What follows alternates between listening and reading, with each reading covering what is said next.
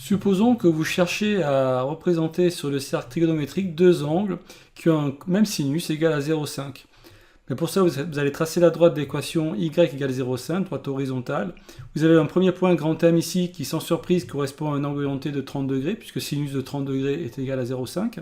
Et pour obtenir le deuxième point, je vais demander à MATLAB 32 de m'afficher l'angle associé, voilà, qui est le point grand N, qui a bien un sinus, donc le point grand N a bien une ordonnée égale à 0,5, ça veut dire que l'angle qui est représenté par grand N a un sinus égal à 0,5. Comment je fais pour obtenir une mesure de cet angle orienté? Eh bien, par symétrie, je vois que pour aller du point grand I au point grand M, je parcours 30 degrés sur le cercle trigonométrique. Eh bien, si je vais de l'autre côté du cercle, d'ailleurs, le point grand K et le symétrique du point grand I, ils ont tous les deux le même sinus. Le point I et le point grand K ont un sinus égal à 0. En fait, ici, j'ai une symétrie par rapport à l'axe des Y.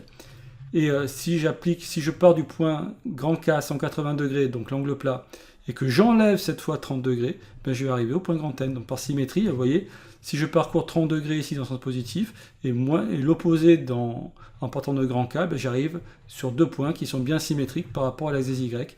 Donc retenez, des angles ayant le même sinus sont symétriques par rapport à l'axe des Y, ils ont donc le même sinus, des cosinus opposés et des tangentes opposées, puisque tangente c'est sinus divisé par cosinus, même sinus mais des cosinus opposés, donc quand vous faites le ratio, eh bien vous allez obtenir, le numérateur est identique, les deux dénominateurs sont opposés l'un de l'autre, donc les tangentes sont opposées. Je rappelle que la tangente c'est aussi la pente de la droite OM. Pour la trouver, je pars du point grand O qui appartient à la fois à la droite OM et à la droite ON. J'avance de 1 horizontalement, je dois monter de la pente, c'est-à-dire 0,58 pour obtenir la pente de la droite OM, donc la tangente. Tangente, c'est delta Y divisé par delta X, c'est la pente, c'est exactement la même chose en fait. C'est opposé sur adjacent au niveau d'un triangle rectangle. Donc ça va être 0,58 divisé par 1, ça donne bien 0,58. Et là, vous voyez bien que si je fais le même déplacement de 1 vers la droite, mais que je veux revenir sur la droite ON cette fois, il faut que je descende de moins 0,58, dont la pente est égale à moins 0,58. Donc la tangente de 150 degrés est égale à moins 0,58. Donc là, c'est pour avoir deux angles qui ont le même sinus. Au passage, si je prends l'angle de 90 degrés, il n'y a qu'un seul angle orienté qui a un sinus égal à 1, c'est l'angle de 90 degrés. De même, j'ai qu'un seul angle qui a un sinus égal à moins 1, c'est l'angle qui correspond au point grand L ici, de moins 90, de moins 90 degrés. Donc ça, c'est aussi important de remarquer cela. Sinon, n'importe quel autre point, n'importe quelle valeur de sinus, différente de moins 1 et 1, il y a deux points sur le cercle trigonométrique qui correspondent à cet angle.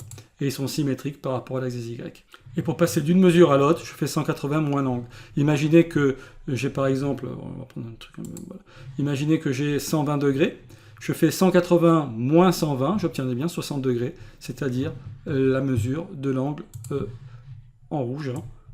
Voilà, donc vous voyez, même si je pars du point grand M qui se situe dans le deuxième cadran, la formule fonctionne, elle fonctionne tout le temps. Je pourrais même partir de deux points qui ont des sinus négatifs. La formule 180 moins la mesure que j'ai me donne bien une mesure de l'autre angle qui a le même sinus. Donc si vous avez une valeur de sinus différente, différente de 1 et moins 1, dans ce cas-là, vous avez un deuxième angle qui a également ce même sinus, et pour l'obtenir, vous partez d'une mesure de l'un, vous faites 180 moins cette mesure, vous obtenez une mesure de l'autre. Hyper important. Intéressons-nous maintenant à deux angles qui auraient le même cosinus. Même cosinus, cette fois, il faut que je passe d'une mesure à la mesure de l'autre angle en faisant simplement l'opposé. Je prends l'opposé, vous voyez, deux angles opposés, deux mesures opposées, ici 120 et moins 120 degrés, ces deux angles ont le même cosinus cette fois. On peut faire varier évidemment les angles, on voit bien que ces deux angles, ces deux points sur le cercle sont symétriques cette fois par rapport à l'axe des abscisses. Les deux points ont le même abscisse, donc même cosinus, mais des sinus opposés. Et donc là encore, des tangentes opposées. Donc pour passer deux angles qui ont le même cosinus sont forcément opposés. Et on passe d'une mesure à l'autre en prenant simplement l'opposé. À une mesure de l'autre en prenant l'opposé. Et enfin, dernière symétrie qu'il faut bien connaître, c'est la symétrie centrale. Cette fois, je vais obtenir deux angles qui ont la même tangente. Et pour cela, je passe de la mesure d'un angle à la mesure de celui qui a la même tangente en ajoutant ou enlevant une mesure de l'angle plat, par exemple 180 degrés. Et vous voyez, voilà, j'ai deux points ici qui sont symétriques par rapport à l'origine du repère. Et bien ces deux points ont bien la même tangente, ils sont bien sur une même droite, hein. Enfin M et N sont bien sur une même droite, qui a donc une même pente. Et ici on a une tangente égale à moins 1, puisqu'on est sur du moins 45 degrés et du 135 degrés. Je passe d'un angle à l'autre en ajoutant 180 degrés. Donc si vous faites 135 degrés, alors plutôt que d'ajouter 180 degrés, si vous les enlevez, vous allez obtenir moins 45 degrés. Évidemment, voilà, tout simplement. Et dans ce cas-là, on a des sinus opposés et des cosinus opposés. Donc quand on fait le rapport des deux, eh bien, on a un numérateur qui est opposé, un dénominateur qui est opposé. Donc le ratio, la fraction, donne la même tangente. Moins divisé par moins, ça fera plus.